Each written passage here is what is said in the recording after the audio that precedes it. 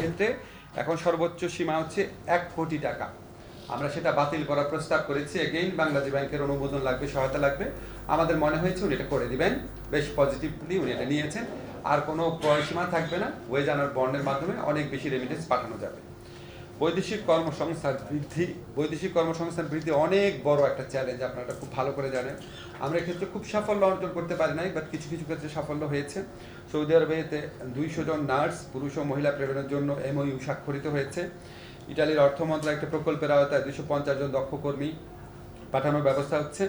জাপানে একটা প্রতিষ্ঠানকে লেটার অফ ইন্টেন্ট দেওয়া হয়েছে। আমরা দাবি করছি না এগুলি খুব উল্লেখযোগ্য অগ্রগতি, বাট শুধু বলছি যে এই ক্ষেত্রে আমাদের কার্যক্রম অব্যাহত রয়েছে। আর আরেকটা জিনিস আপনাদের বলি, আমাদের এখানে প্রবাসী কর্মীদের বিদেশে পাঠানোর ব্যাপারে অনেক ভোগান্তি হয়, অনেক টাইম লাগে। এটা একটা চিরাচরিত কমপ্লেন।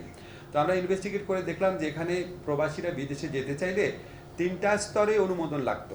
একটা হচ্ছে কনসার্ন দূতাবাসের, তাহলে সৌদি আরবে পাঠাতে হলে সৌদি আরবে দূতাবাসের, তারপর হচ্ছে মন্ত্রণালয়ের, তারপর হচ্ছে BMET প্রশিক্ষণ ব্যুরো।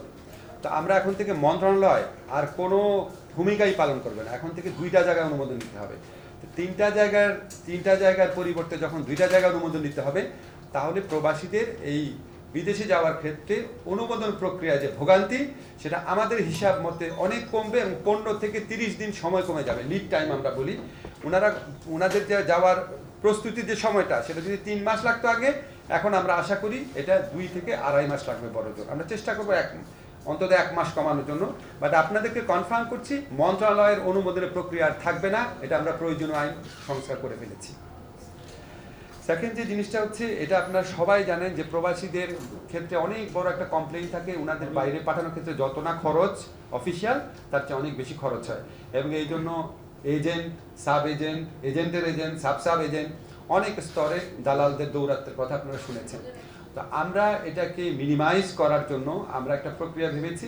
আমরা এখন থেকে এজেন্ট, সাব এজেন্ট যারা আছেন, সাব এজেন্ট বিশেষ করে, এজেন্টরা তো আমাদের এখানে নিবন্ধিতই, সাব এজেন্ট যারা আছেন, ভদ্র ভাষায় সাব এজেন্ট বললাম, মানে যাদেরকে আপনারা অনেক সময় দালাল বলেন, বা তাদের মধ্যে ভালো লোকও আছেন, খারাপ লোকও আছেন, আমরা ওনাদেরকে রেজিস্ট্রেশন করে দিব।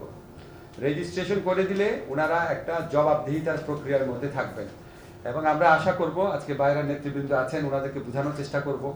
ওনারা যদি আমাদের সাথে সহযোগিতা করেন, ইনশাআল্লাহ আমরা এই সাব এজেন্টদের দৌরাত্ম্য অনেকাংশে কমাতে পারবো। এই দৌরাত্ম্য কমানো গেলে বিদেশে যাওয়ার যে অহেতুক যে অতিরিক্ত টাকা দিতে হয়, সেটা কিছুটা হলেও কমবে, আশা করি অনেকাংশে করবে। এবং আমি আশা করি বাইরের নেতৃবৃন্দ আছেন, ওনারা সহযোগিতা করবেন, এটা আমরা করতে পারবো। আরেকটা জিনিস আমরা করার চিন্তা করছি, এবং এটা অবশ্যই করব, রিক্রুটিং এজেন্টদেরকে এখন আমরা সার্টিফিকেশন করব।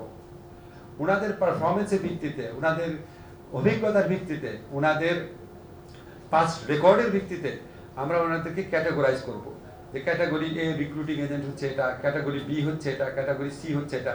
সো এটা করলে ওনাদের মধ্যে পারস্পরিক প্রতিযোগিতা বৃদ্ধি পাবে, গুড প্র্যাকটিস বৃদ্ধি পাবে, এবং যারা ভোক্তা পর্যায়ে আছেন, অর্থাৎ প্রবাসী কর্মী হিসেবে যারা যেতে চান, তারাও একটা নির্দেশনা পাবেন যে না, এই রিক্রুটিং এজেন্টের বিরুদ্ধে কমপ্লেন কম, এদের পারফরমেন্স ভালো। আমরা আশা করি এটা করার মাধ্যমে অভিবাসন প্রক্রিয়ায় পলিসি ইন্টারভেনশন করা যাবে, ভোগান্তি অনেক কমবে। আরেকটা জিনিস আপনাদের বলে রাখি, আপনারা অনেকেই প্রশ্ন করবেন হয়তো মালয়েশিয়ার ব্যাপার নিয়ে। আমাদের প্রধান উপদেষ্টা নোবেল বিজয়ী ডক্টর মোহাম্মদ ইউনূস যখন শপথ গ্রহণ করেছেন, তার 3-4 দিনের মাথায় হঠাৎ স্যার উঠে গেলেন কথা বলতে বলতে। তো স্যার এসে বললেন যে ওনাকে মালয়েশিয়ার প্রধানমন্ত্রী ফোন করেছেন, প্রেসিডেন্ট ফোন করেছেন, আনোয়ার ইব্রাহিম, প্রধানমন্ত্রী আনোয়ার ইব্রাহিম ফোন করেছেন আর কি। তো আমি বললাম, স্যার আপনার সাথে কীরকম সম্পর্ক? বললো, আমার সাথে খুবই ভালো সম্পর্ক, আমার খুব পুরনো বন্ধু। আমি সাথে সাথে বললাম, স্যার তাহলে আমরা কি মালয়েশিয়ার কর্মী পাঠানোর ব্যাপারে আপনার কোনো সাহায্য পাবো না? বলেন, যা লাগে আমাকে করতে বলো, আমি করবো এটা। সো আমরা তো অনির্দিষ্ট কথা বলে লাভ নাই, আমরা মার্কেটটা ইনভেস্টিগেট করছি মালয়েশিয়ার ব্যাপারে। আমরা অবশ্যই স্যারের সহযোগিতা পাবো। আপনারা জানেন ওনার ব্যক্তিগত হস্তক্ষেপের মাধ্যমে আমাদের আরও UAE থেকে 57 জন আমাদের শ্রমিক ফেরত আসছেন, যারা কারাবন্দী ছিলেন। এটা খুব বড় একটা ঘটনা, আপনারা সবাই বুঝেন ওখানে মানে কত কঠিন ক্রিমিনাল জাস্টিস সিস্টেম, সেখানে স্যারের ইন্টারভেনশন এটা হয়েছে, যেখানে UAE-র আমিরের সাথে ওনার কোনো ব্যক্তিগত ঘনিষ্ঠতাই ছিল না। তো আমরা আশা করছি মালয়েশিয়ার অনেক জট খোলার ক্ষেত্রে আমরা ডক্টর ইউনূসের ইনফ্লুয়েন্স ইউজ করতে পারবো। এছাড়া আমি যখন এই মন্ত্রণালয়ের দায়িত্ব নিলাম, উনি আমাকে বলেছেন অন্য যে কোনো দেশে যাদের সাথে কথা বলে উনি কাজ হয় বলে মনে হয় ওনার, সেখানে উনি ফোন করবেন, করে দিবেন। তা আমরা আশা করি ওনাকে সরাসরি এখন আমি প্রস্তাব দেইনি, বিকজ আমাদের ফিল্ড লেভেল স্টাডিটা মোটামুটি করেছি আমরা ওটার মাধ্যমে। আগামী মাস দুয়েকের মধ্যে শ্রমবাজার সম্প্রসারণে বড় নিউজ আপনাদেরকে দিতে পারবো। এটা হচ্ছে আরেকটা জিনিস ছিল, সেটা হচ্ছে লাস্ট, এটা আপনাদের খুব আনন্দের সাথে জানাতে চাই। আমাদের যারা প্রবাসী শ্রমিক, যারা এই ছাত্র জনতার বৈষম্য বিরোধী আন্দোলনের সাথে সংহতি জানিয়ে নিজেদের জীবন এবং জীবিকাকে রিস্কের মুখে ফেলে ওনারা কতজন একটা হয়েছে 87 জন, ওনারা জীবন এবং জীবিকার ঝুঁকি নিয়ে ওখানে কারাবরণ করেছেন। আমরা ওনাদের এই স্যাক্রিফাইসটা সবাই মনে রেখেছি। আমি দেখেছি ওনারা যখন দেশে ফিরে আসার সিদ্ধান্ত হয়েছে, আপনারা সবাই পত্রিকা যারা আছেন, সাধারণ মানুষ সবাই কি পরিমাণ উচ্ছ্বসিত হয়েছেন। আজকে আপনাদেরকে আরেকটা গুড নিউজ দিতে চাই, আমরা প্রবাসী কল্যাণ মন্ত্রণালয়ের পক্ষ থেকে ওনাদের পুনর্বাসনের ব্যবস্থা করব। আমাদের অলরেডি 87 জন সাথে যোগাযোগ হয়েছে, 87 জনের সাথে যারা ফিরে এসছেন। আপনারা জানেন 57 জন না, আরো অনেকেই বন্দী ছিলেন, অনেকেই ফিরে আসছেন। 87 জনকে আমরা এনলিস্ট করতে পেরেছি। আমরা ওনাদেরকে কর্মসংস্থানের ব্যবস্থা করব বাংলাদেশে।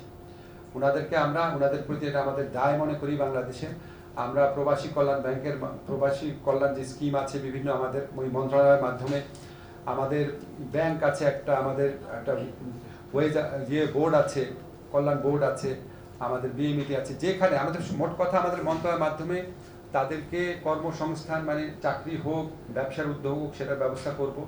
দরকার হলে আমরা এখানে যারা প্রাইভেট সেক্টর আছেন, যারা খুব মানব কল্যাণে কাজ করেন, তাদের সাথে যোগাযোগ করব। এমনও আমরা চিন্তা করেছি যে ওনাদেরকে আমরা একটা সিড মানি দিয়ে, আমাদের প্রবাসী কল্যাণ ব্যাংক থেকে যদি করার স্কোপ থাকে, আমরা ওনাদের উদ্যোক্তা হওয়ার যদি ওনাদের ইচ্ছা থাকে, সেখানেও আমরা ওনাদেরকে সহযোগিতা করব। যদি প্রয়োজন হয় আমরা এখানে যে আপনারা জানেন গ্রামীণের আওতায় গ্রামীণ ব্যাংকের যে ফরম্যাট রয়েছে, তাদের বিভিন্ন উদ্যোক্তা কর্মসূচি রয়েছে, দরকার হলে তাদের সাথে পার্টনারশিপে কাজ করব। মূল কথা হচ্ছে আমরা ওনাদেরকে বিকল্প কর্মসংস্থানের ব্যবস্থা করব। ওএসএল-এর মাধ্যমে সম্ভব হলে বিদেশে পাঠানোর চেষ্টা করব, অন্য কোনো দেশে। একটা দেশে তারা যেতে পারে না, হয়তো অন্য দেশে পারবে। সম্ভব না হলে আমরা আমাদের প্রবাসী কল্যাণ মন্ত্রণালয়ের উদ্যোগে নেতৃত্ব দিয়ে অবশ্যই তাদের কর্মসংস্থানে আমরা সর্বাত্মক প্রচেষ্টা গ্রহণ করব।